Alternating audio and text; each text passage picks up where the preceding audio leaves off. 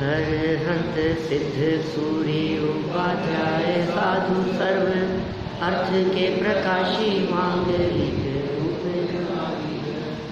तिनको स्वरूप जान राग ते भई जो भक्ति काय को नमाई स्तुति को उचारी धन्य धन्य दिन इंदे काज सब आज भाई कर जोड़े बारे बारे वंदना हमारी है मंगल कल्याण सुख ऐसो हम चाहत है हो मेरी ऐसी दशा जैसी तुम धारी है हो मेरी ऐसी दशा जैसी तुम धारी है हो मेरी ऐसी दशा जैसी तुम धारी है।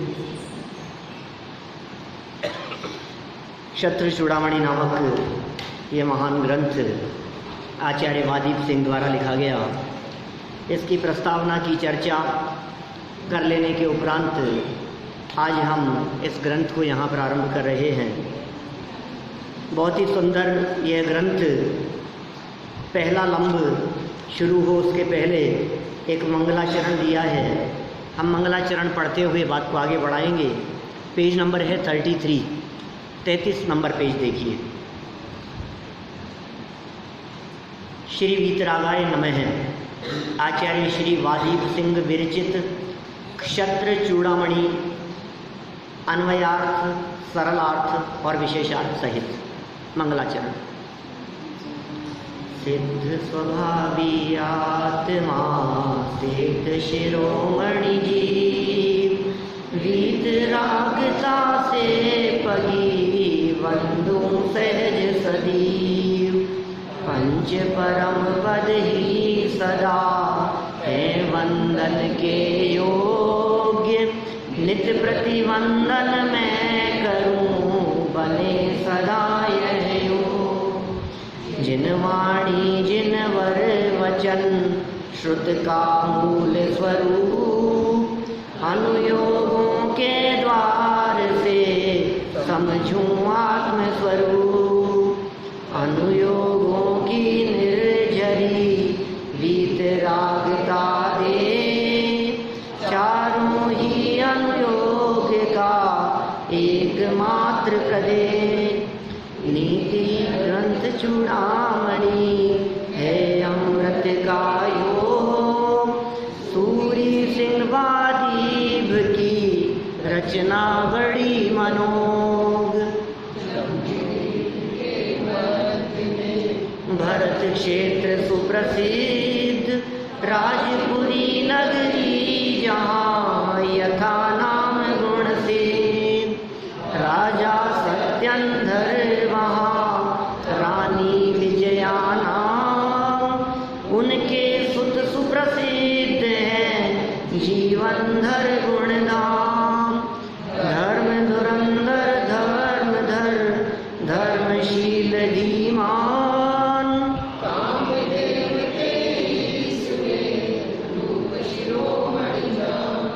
क्षेत्र सिद्ध वरकूट से गए मुक्ति के धाम जीवनधर जी को सदा बारंबार प्रणाम ग्रंथ क्षत्र चूड़ामणि है जीवनधर चरित अवगाहन कर ग्रंथ का जीवन बने पवित्र।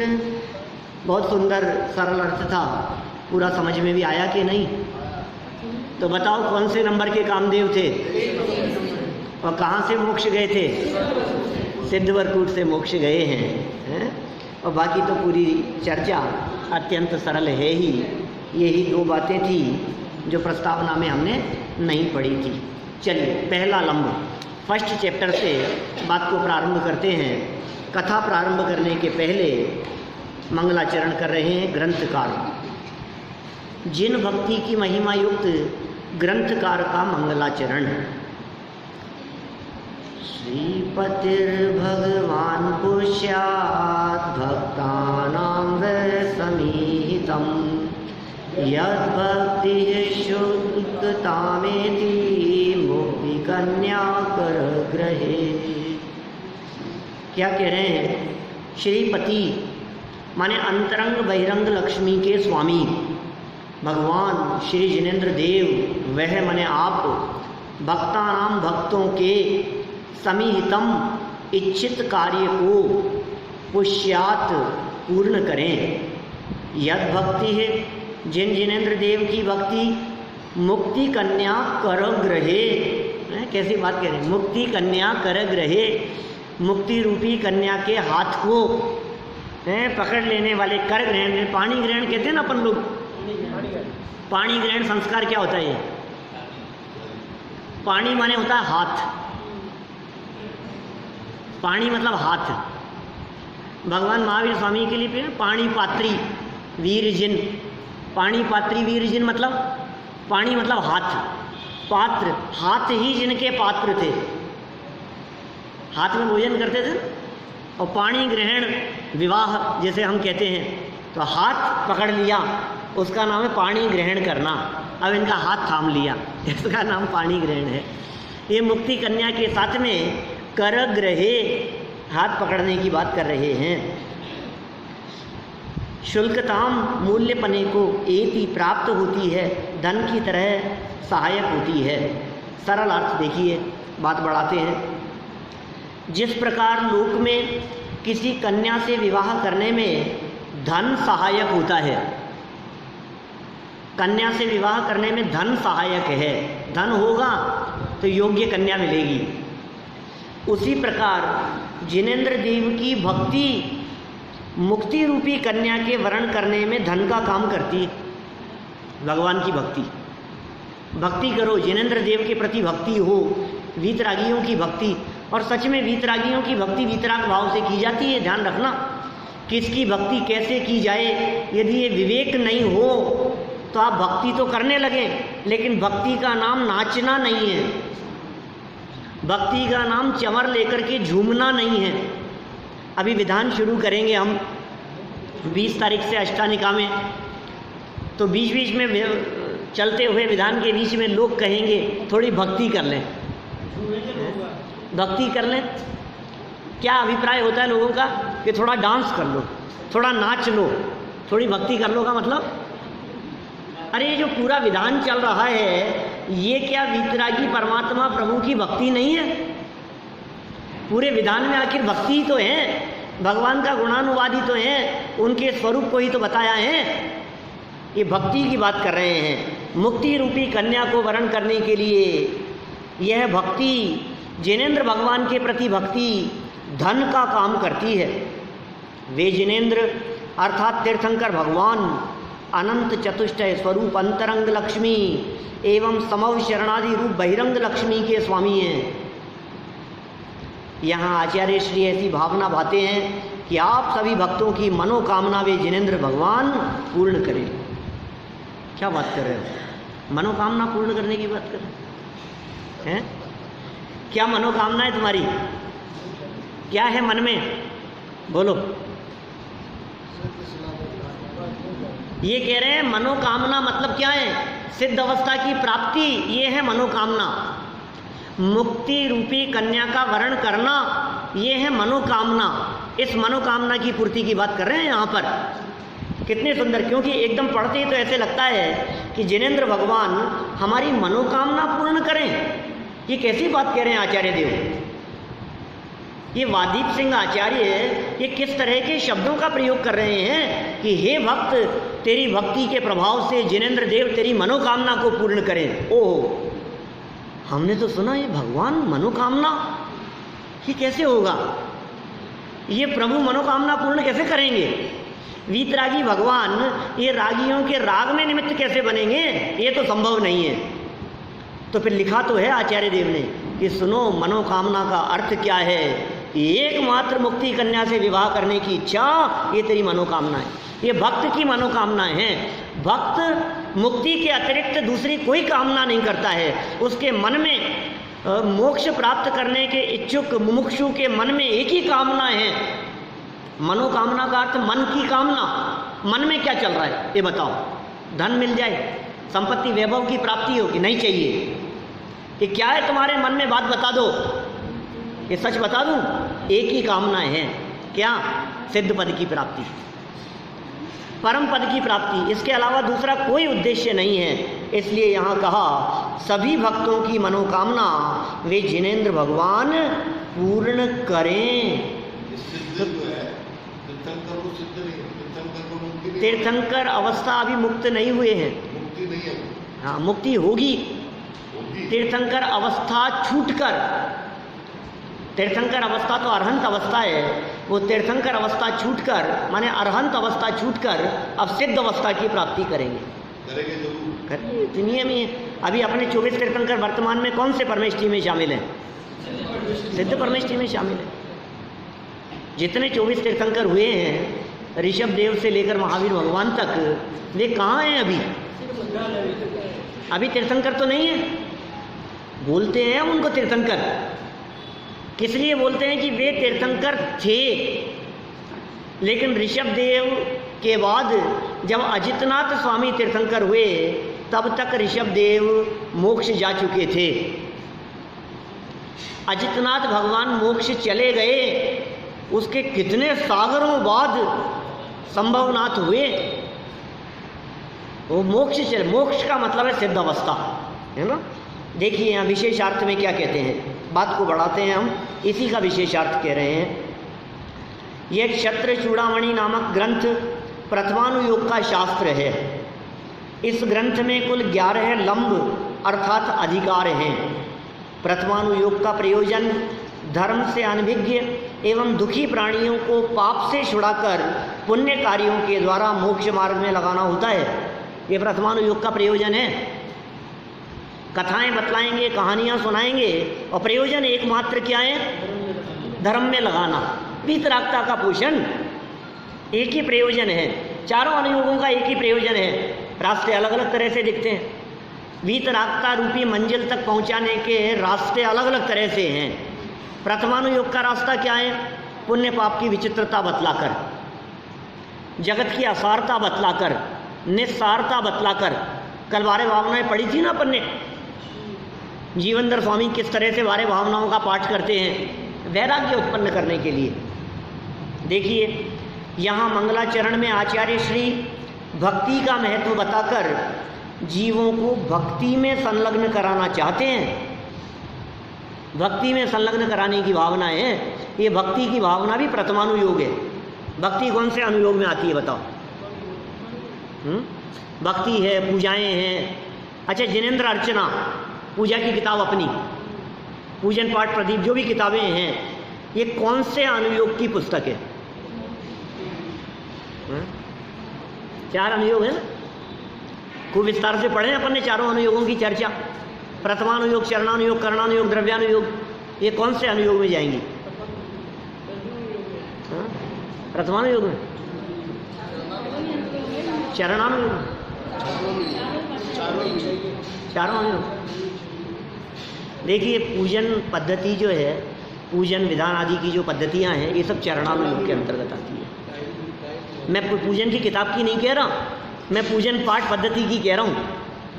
पूजन करना, विधान करना, प्रक्षाल करना, ये जो भी पद्धति हैं, ये जो क्रियात्मक हैं, ये सब चरणानुयोग के अंतर्गत शामिल होता है। आपको पूजा कैसे करनी चाहिए, भगवान की पूजन कैसे करें, अष्टद्रव्य कैसे होते हैं, क्या विधि है, किस प्रक्रिया के माध्यम से वो सब किया जाता है, ये सब चरणानुयोग हैं। लेकिन पूजन में कहे गए विषय वो सब डिपेंड करते हैं आप कौन सी पूजन कर रहे हैं उस पर। आप यदि रक्षाबंधन की पूजन कर रहे हैं तो प्रथमानुयोग है। आप यदि श्रुत पंचमी की पूजन कर रहे हैं तो प्रथमानुयोग है। अनुयोग तो भाव का नाम है। अनुयोग तो उसमें क्या प्रतिपादन है उसके आधार पर अनुयोग कहलाएगा। समझ क्या रहे हैं? हाँ, यदि वो कहानी है, स्टोरी के रूप में चर्चा है तो प्रथमानुयोग के अंतर्गत चले जाएगी। सामान्य देवशास्त्र गुरु की आराधना मात्र है तो वो चरणानुयोग के अंतर्गत चली जाएगी। ठीक है ना। उसी में समझ लीजिए आप कर्म दहन विधान, ऐसे जो विधान हैं वो सब करणानुयोग के अंतर्गत चले जाएंगे। फिर समझिए आप समय सार विधान, नियम सार विधान, द्रव्यानुयोग के अंतर्गत चले जाएंगे। अब उसमें चारों अनुयोग लागू होंगे उसमें, माने उसमें पूजन करना ये चरणानुयोग, पूजन में प्रयुक्त स्टोरी की ओर ध्यान जाना ये प्रथमानुयोग, और उससे वीतरागता निकालना ये द्रव्यानुयोग। क्योंकि आज जो पूजाएं अपने उपलब्ध हैं हमारे महाभाग्य से, ये जितनी भी आध्यात्मिक पूजाएं हैं ये सारी पूजाओं में द्रव्यानुयोग का मर्म छिपा है। माने आज जो पूजाएं नई नई जो बन गई हैं और जो बन रही हैं उन सारी पूजाओं में अध्यात्म का रहस्य छिपा हुआ है।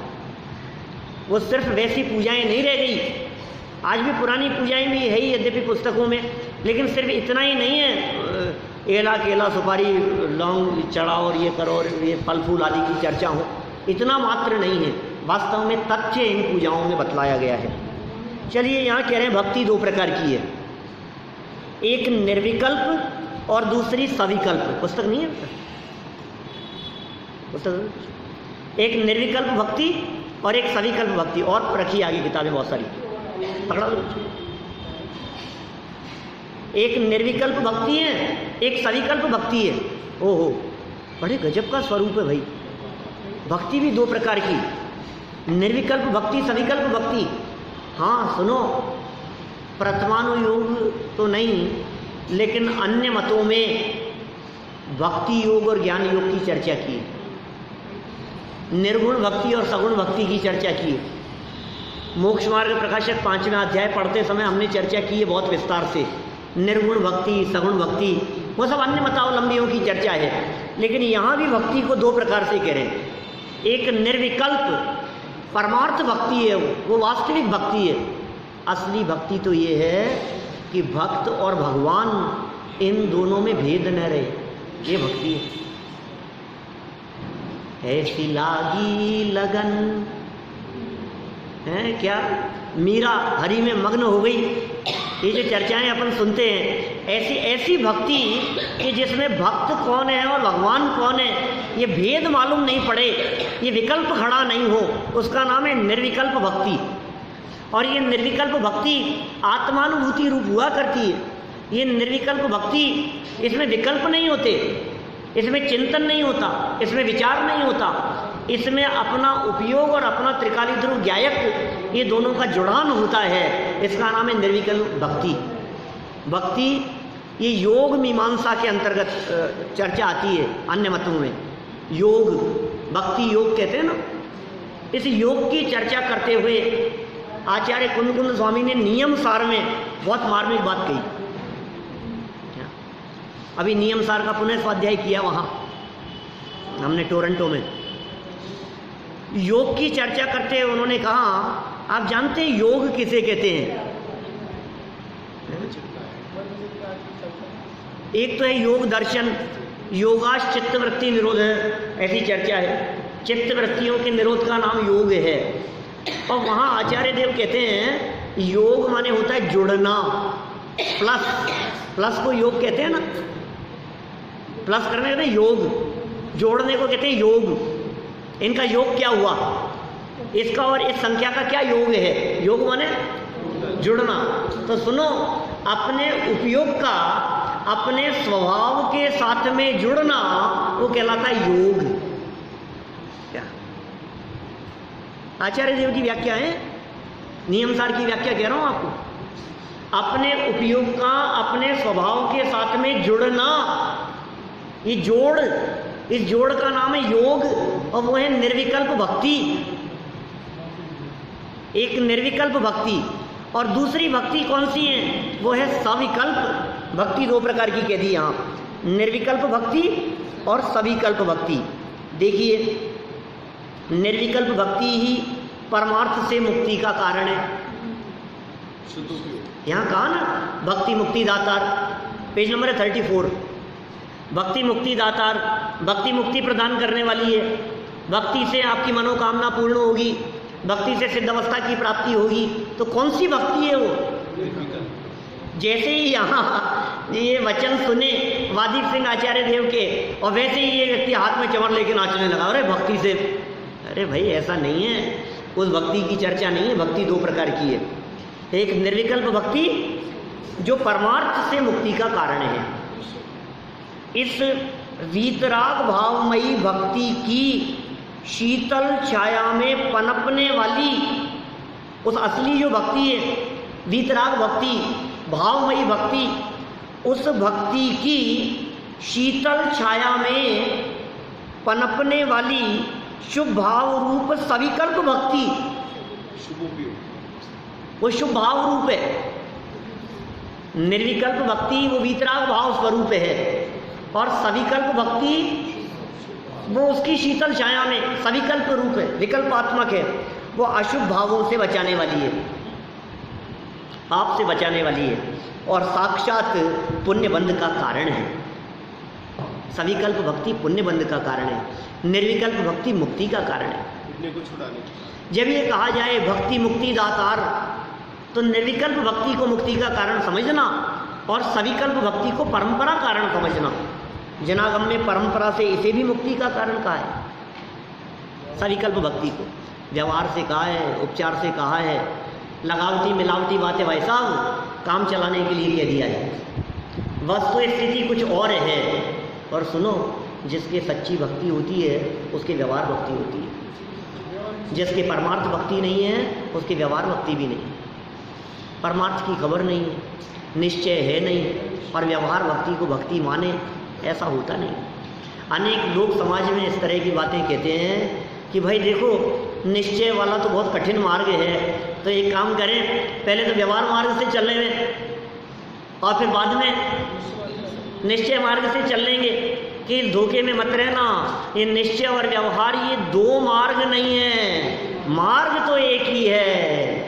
एक होए तृण काल मां परमारथनो पंथ, श्रीमद् राजचंद्र जी की पंक्तियां हैं। तीन काल में परमार्थ का मार्ग तो एक ही है, मुक्ति का तो एक ही मार्ग है। एक होए तृण काल मां, ये सब यहाँ तो अलग रास्ता होगा, वहाँ अलग रास्ता होगा।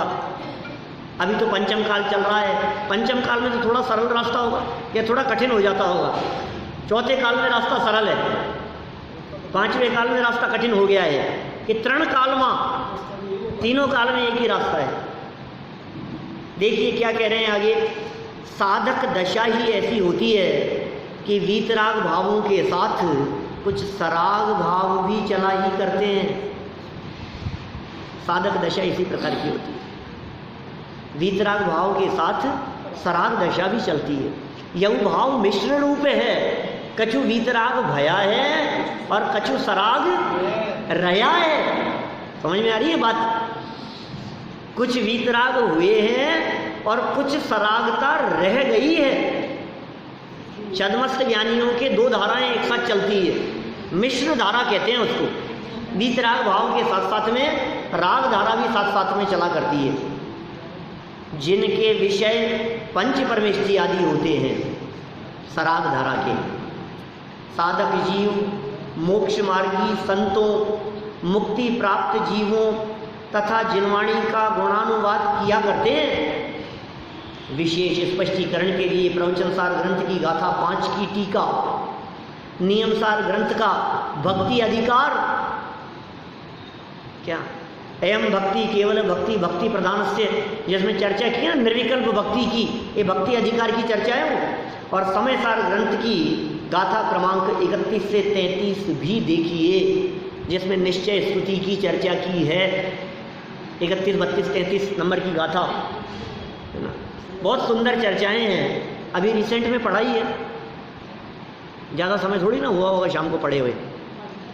देखिए, जैसे जगत में विवाह आदि लौकिक कार्यों के लिए धनादि की आवश्यकता होती है, वैसे ही लोकोत्तर कार्य मार्ग में मुक्ति कन्या के वर्ण के लिए भी द्विविध भक्ति रूपी धन की आवश्यकता होती है।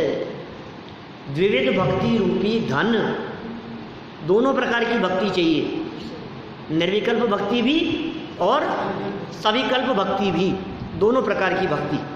लोकोत्तर मार्ग में मुक्ति कन्या के वर्ण करने के लिए ये धन है, ये भक्ति धन है भाई साहब। किसको धन कह रहे हैं? सारा जगत धन किसे समझता है? बोलो, सारा जगत धन धन धन धन के पीछे भाग रहा है। और कब तक भागता रहता है? जब तक निधन नहीं हो जाता, तब तक भागता रहता है। फिर क्या होता है? सुखी होता है कि नहीं? सुनो, ये जो संतोष है ये वास्तविक धन है, इस धन की उसे खबर नहीं। इसलिए जगत में जिस धन के पीछे भाग रहा है वो धन धन ही नहीं है, धरा का है, धरा पर धरा रह जाएगा। ये धन नहीं है असली धन। और वो धन कैसे प्राप्त होगा? देखिए, इस भक्ति से। ये निर्विकल्पता, ये सविकल्पता, सविकल्प दशा में भी जो भक्ति है, उस भक्ति में इन्होंने क्या बात कही है? देखो आप पीछे क्या बात कही, अशुभ भावों से बचाने के लिए साक्षात पुण्य का कारण। और क्या कहा यहाँ? जिनवाणी का गुणानुवाद, मोक्ष मार्गी संतों साधक जीवों का अनुसरण, ये ऐसी बातें कही है। अभी तो ये व्यवहार भक्ति को भी नहीं समझता है, ये भिखारीपन को व्यवहार भक्ति समझता है। ये समझता है कि भगवान से जाकर के कुछ मांगता, व्यवहार में तो चलता है ना ऐसा। सिर्फ नाच गान और ढोलक बजाने को ये समझता है भक्ति हो रही है, उसी भक्ति समझ रहा है। उछल कूद करने को ही भक्ति समझता है, ये तो भक्ति है ही नहीं।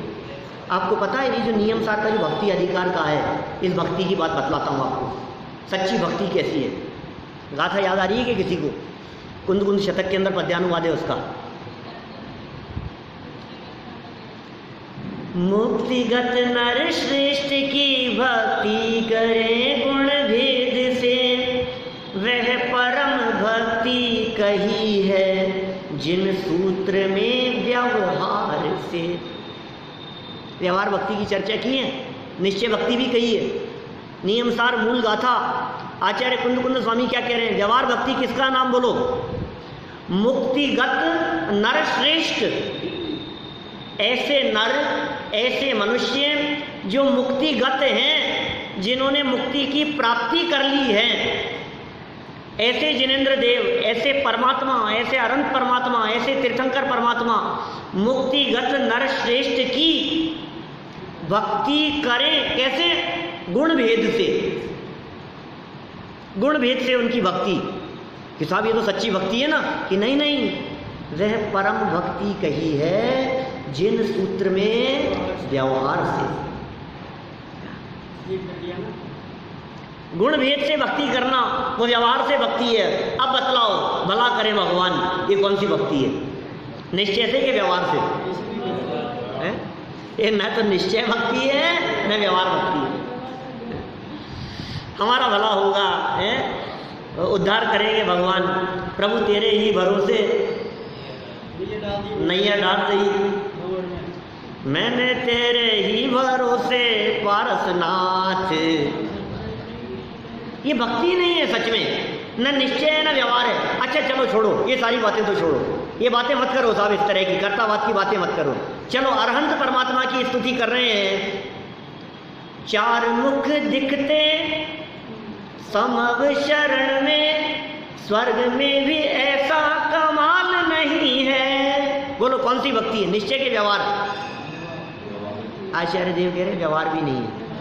अब बोलो आपको लगता है क्या कह रहे हैं? आचार्य कुंद कुंद स्वामी की दृष्टि कहाँ है कि तुम जो चार मुख देखने की बात कर रहे हो, तुम जो परम औदारिक शरीर की बात कर रहे हो, तुम जो समव शरणादि विभूति के गीत गा रहे हो, तुम ये जो बाहरी चीजें देख रहे हो, ये भक्ति अनंत परमात्मा की भक्ति नहीं है, ये स्तुति उनकी स्तुति नहीं है, ये तो जड़ की महिमा है। इसमें क्या दम है? जड़ की महिमा नहीं, चेतन की भक्ति हो। अभी देखो, अभी अनंत चतुष्टय संपन्न, वीतरागी हो तुम ही सर्वज्ञ हो, ये है व्यवहार भक्ति, इसका नाम व्यवहार भक्ति। अनंत चतुष्टय संपन्न, अनंत दर्शन, अनंत ज्ञान, अनंत सुख, अनंत वीर्य के धनी, ऐसा देखना, इसको व्यवहार कह रहे हैं। कि हाँ, क्यों? क्योंकि ये गुण भेद से उन्हें देखा गया है। तो फिर निश्चय भक्ति क्या होगी? अरिहंत सिद्धाचार्य पाठक साधु है परमेष्टिपन, सब आत्मा की अवस्थाएं। बस ये आत्मा यदि आपको दिख रहा है तो ये निश्चय से भक्ति है। पंच परमेष्टि दिख रहे हैं, ये व्यवहार भक्ति हो गई। 5 दिखे ना, था तो एक आत्मा। अनंत गुण समुदाय स्वरूप एक आत्मा होते हुए भी जिन्हें वो एक आत्मा नहीं दिखाई दिया, जिन्हें 5 दिखाई दिए, जिन्हें भेद दिखाई दिए, भेद सो व्यवहार, भेदोपचार वस्तु व्यवहारियत इति व्यवहार है। ये व्यवहारने का वचन है। व्यवहारने किसे कहते हैं? अभेद अनुपचारतया वस्तु निश्चयत इति निश्चय है, और भेदोपचारतया वस्तु व्यवहारियत इति व्यवहार है। भेद का कथन करे वो व्यवहार है। जहाँ भेद देख लिए वो व्यवहार है। एक वस्तु में भेद देखने वाला व्यवहार नहीं है। तो कैसी भक्ति हो गई है? व्यवहार भक्ति और निश्चय भक्ति दोनों का स्वरूप समझा रहे हैं। ये जीवनधर स्वामी का सहारा लेकर हैं, ये प्रथमानुयोग के ग्रंथ का सहारा लेकर के ये भक्ति सिखा रहे हैं। ये कैसी भक्ति करो? व्यवहार भक्ति का स्वरूप समझो। और व्यवहार भक्ति को निश्चय भक्ति का हेतु कहा गया है। पता है कब? जब द्रव्य गुण पर्याय से अनंत परमात्मा की भक्ति की जाती है तो व्यवहार भक्ति होती है। और अनंत परमात्मा को द्रव्य गुण पर्याय से जानते जानते जब अपने आत्म तत्व से मिलान करके अपने स्वभाव से अभेद हुआ जाता है तो निश्चय भक्ति हो जाती है। समझ में आ रही है कुछ बात क्या कह रहे हैं? ये व्यवहार भक्ति को निश्चय भक्ति का कारण कहा है ना, वो कैसे कारण कहा है? ये व्यवहार भक्ति माने गुण भेद से, माने द्रव्य गुण पर्याय से देखना, ये व्यवहार भक्ति। और ये व्यवहार भक्ति करते करते वो निश्चय भक्ति कब हो जाएगी? कि जो जान दी अरहंतम दवत्त गुणत्त पज्जयत तेहिम, सो जान दी अप्पाणम मोह खलु जाति तत्सलयम। दर्शन मोह चला गया, ये निश्चय भक्ति हो गई। फिर वो भक्ति हो गई 31, 32, 33 नंबर गाथा में जो कही है समय साल में, वो भक्ति लागू हो जाएगी। देखो क्या कह रहे हैं यहाँ? विविध भक्ति, ये धन की आवश्यकता है। क्या कह रहे हैं? जैसे जगत में विवाह आदि लौकिक कार्यों के लिए धनादि की आवश्यकता होती है, वैसे ही लोकोत्तर मार्ग में मुक्ति कन्या के वर्ण के लिए भी द्विविध भक्ति रूपी धन की आवश्यकता होती है। पैसा लगेगा भाई साहब, बिना पैसे के काम नहीं चलेगा। कौन सा पैसा, कौन सा धन? वीतराग भाव, ये वास्तव में धन है। सारा जगत ये कहता है धन छोड़कर मुनि बने हैं। मुनि राजों ने धन छोड़ दिया, वैभव छोड़ दिया, लेकिन वास्तविकता क्या है? धन को ग्रहण कर लिया उन्होंने, अपने धन को पहचान लिया, अपनी संपदा को पहचान लिया, अपने वैभव को पहचान लिया। ये है असली धन। अपन ने भी 8-10 दिन पहले शायद एक भजन पढ़ा था, कौन सा था, उसमें आई थी ना धन की चर्चा ऐसी। हम तो कब हो न निज घर आए, इस भजन का किया था ना एक दिन अपन ने, तो उसमें कुछ ऐसी संपदा की चर्चा आई थी, ऐसी लाइन नहीं थी उसमें कुछ। कौन सी संपदा? जगत ये कह रहा है संपदा छोड़ दी, और हम कह रहे हैं संपदा को प्राप्त कर ली। संपदा को प्राप्त कर लिया, इस धन की आवश्यकता है। चलिए आगे। सच्चा भक्त तो मोक्ष मार्ग के साधन से मोक्ष का ही अभिलाषी होता है। लो, ये किसकी बात कर रहे हैं? ये जो लिखा है ना ऊपर कि आपकी मनोकामना पूर्ण होगी, ऐसी जो चर्चा की है, समीहितम इच्छित कार्य को पुष्यात पूर्ण करे। जिनेंद्र भगवान तुम्हारी भक्ति से तुम्हारे कार्य को पूर्ण करें। ये जो श्लोक में जो बात कही थी, ये कह रहे हैं तेरी मनोकामना क्या है, तेरी अभिलाषा क्या है। तो सच्चा भक्त तो मोक्ष मार्ग के साधन से मोक्ष का ही अभिलाषी होता है। सच्चे भक्त की चर्चा है। जगत में जितने भक्त दिखाई देते हैं वे भक्त भगवान के भक्त है ही नहीं, वो तो भोगों के भक्त हैं। क्योंकि वो कम भक्त हैं भक्ति में कमी है उनके। ये कह रहे हैं उसकी अन्य सभी इच्छाएं विराम को प्राप्त हो जाती है। चलो एक बात बतलाओ, आपकी इच्छा पूर्ति करते हैं, बोलो आपकी क्या इच्छा है। लेकिन सुनो, एक बार इच्छा की पूर्ति होगी, उसके बाद में किसी दूसरी इच्छा की पूर्ति कभी नहीं होगी। बोलो क्या करना है, बतलाओ क्या इच्छा है। ज्ञान दर्शन युक्त हैं? क्या इच्छा है आपकी? सिद्ध बन जाए। ये तो आप शास्त्रों की बात कह रहे हो, सुनी सुनाई बात कह दी आपने। ये तो प्रवचन सभा में बैठे हैं, अभी ये तो घर आकर के पूछें कि ऑफिस में आकर के पूछें आपसे, दुकान पर आए तो पता लगता है। बोलो क्या चाहिए, ये काम हो जाए बस अपना। तो कितनी इच्छाएं, एक इच्छा बतलाओ जिसके बाद कोई दूसरी इच्छा नहीं हो।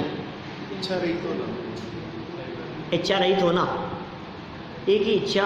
सारी इच्छाओं के अंदर यदि आप निष्कर्ष निकालेंगे तो निष्कर्ष एक ही निकल करके आएगा कि आप ये जो चाहते हैं ये क्यों चाहते हैं। जवाब होगा सुखी होने के लिए, बस सुखी होने के लिए। आपको डोसे खाने हैं क्या?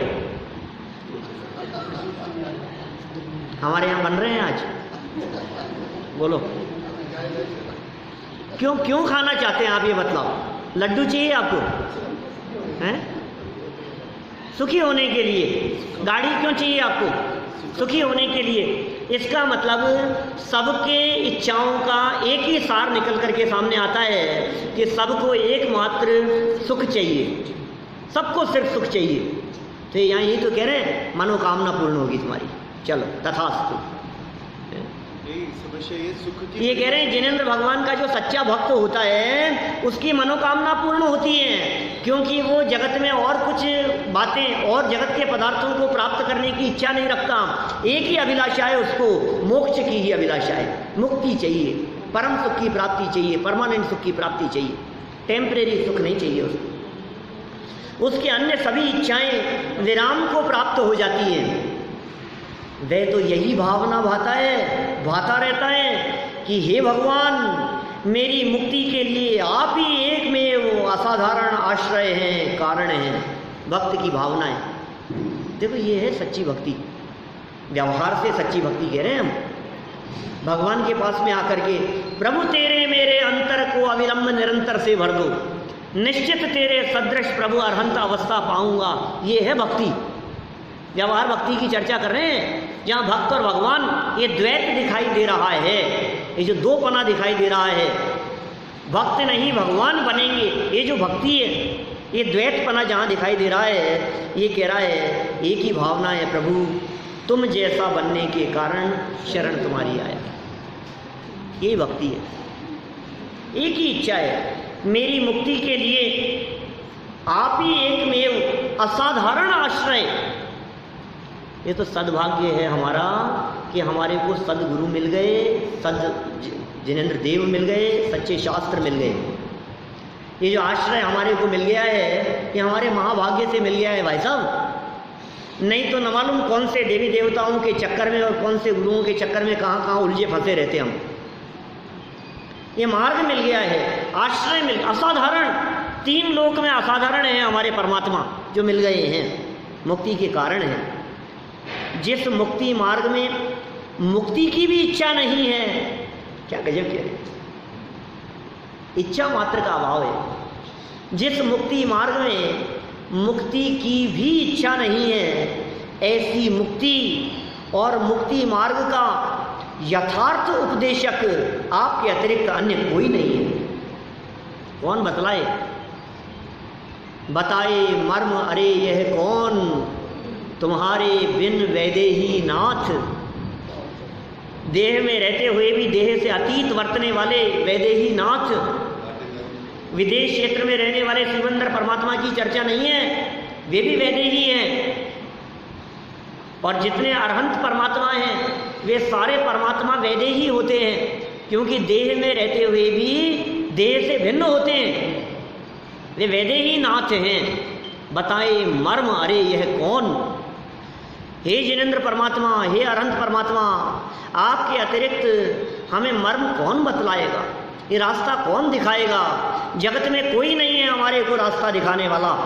सच्चा उपदेशक, मुक्ति और मुक्ति के मार्ग का उपदेशक दुनिया में ऐसा कौन दुकानदार होगा जो अपने बगल में है अपनी जैसी दुकान खोलने की बात कहेगा। कौन मिलेगा ऐसा? वो मेरी ऐसी दशा। भैया फर्नीचर की दुकान खोलनी है आपकी दुकान के बगल में, बोलो माल कहाँ से लाते हो ये भी बता देना है, और कहाँ सप्लाई करते हो ये भी बता देना। कौन बतलाएगा? ये कैसे परमात्मा है, बोलो कैसे वीतरागी हैं, ये कैसे जिनेंद्र देव हैं जो भक्त नहीं भगवान बनने का मार्ग बतलाते हैं। भक्त जब सामने आता है तो ये कहते हैं कि अरे ये भक्त बने रहने की योग्यता नहीं, तेरे में पात्रता ऐसी है कि तू मेरे बगल में आकर के बैठे। ऐसा कौन बतलाए? ये कैसे परमात्मा मिल गए हैं हमारे, ये महाभाग्य से ऐसे परमात्मा मिल गए हैं। देखो आप, अनंत जीवों को शाश्वत शांति दाता आपका दिव्य उपदेश निरंतर बहता रहे। जगत के अनंत जीवों को शाश्वत शांति प्रदान करने वाला आपका दिव्य उपदेश बहता रहे। भावना है जिससे परमार्थ हित के इच्छुक भव्य जन उसकी सतत उपासना करके लौकिक सुख साधनों के साथ साथ ही लोकोत्तर सुख की प्राप्ति के लिए सतत प्रयत्नशील बने रहें। क्या कह रहे हैं? ये कैसा उपदेश दे रहे हैं? मतलब हम जगत में उलझने का उपदेश नहीं देते। हमें मालूम है जब इस तरह की मुक्ति सुख की चर्चा चलती है, जब पारमार्थिक सुख की चर्चा चलती है, तो कई भक्त ऐसे भी होते हैं जो कहते हैं साहब वो तो ठीक है, पंचम काल चल रहा है, वो तो मिलेगा तब मिलेगा, कोई बात नहीं। कोई ऐसा भी मंत्र बतला दो जिससे बिजनेस थोड़ा बहुत बढ़ने लगे, कोई ऐसा उपाय भी तो बतला दो जिससे थोड़ा बहुत हमारा भला हो जाए। कोई ऐसा उपाय नहीं है, कोई मंत्र दे दो ना ऐसा। ये सुनो भाई, ये कह रहे हैं अपने आप होता है, अपने आप। ये घास फूस के समान है अनाज की खेती करने वालों के।